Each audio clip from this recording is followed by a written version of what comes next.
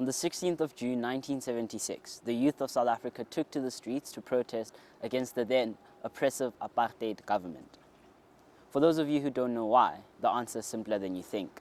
The answer is language. The government introduced legislation making the languages of instruction Afrikaans and English, so kids do what kids do best. We rebelled. Now, don't get me wrong.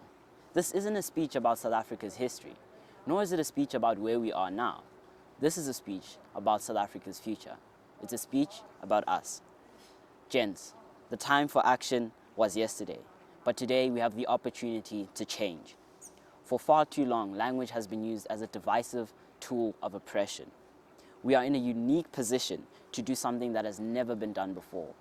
We have the opportunity to create history rather than become the victims of it. The history books will echo stories of our greatness. All the greats have been forced to act by circumstance, your Mandelas or your Gandhis. They were forced by oppression and violence into action. We are in a unique position of power and privilege without the threat of violence. Our biggest threat comes from y equals mx plus c. However, no man is an island, and it will take the collective efforts of all of us to ensure our vision sees fruition. Many believe we live in a country of 11 official languages. I believe we live in a country of 11 official untapped advantages. Gents, it's time to tap into our advantages. I, for one, am tired of allowing language to act as a barrier to unity. Let us use our languages to unite us. We need not allow our past deter the light our future promises.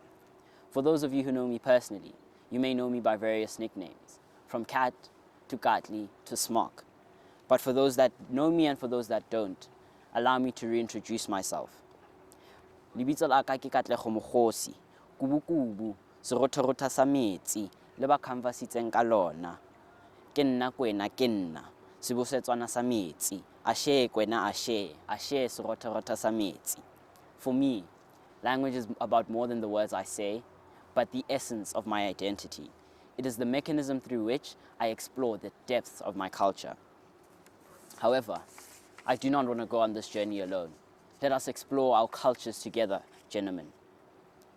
Which is why the Committee of Lingual Expansion, Diversity and Inclusion are going to have a language week between the 7th and the 11th of June. In that week, we will have different performances at different times. We have planned Bantsola as well as Gambut dances. We will introduce 2 new war cries into the Spirit portfolio, one in Sotho and one in Zulu. We have Gwejo poetry and rap performances lined up as well as a surprise performance.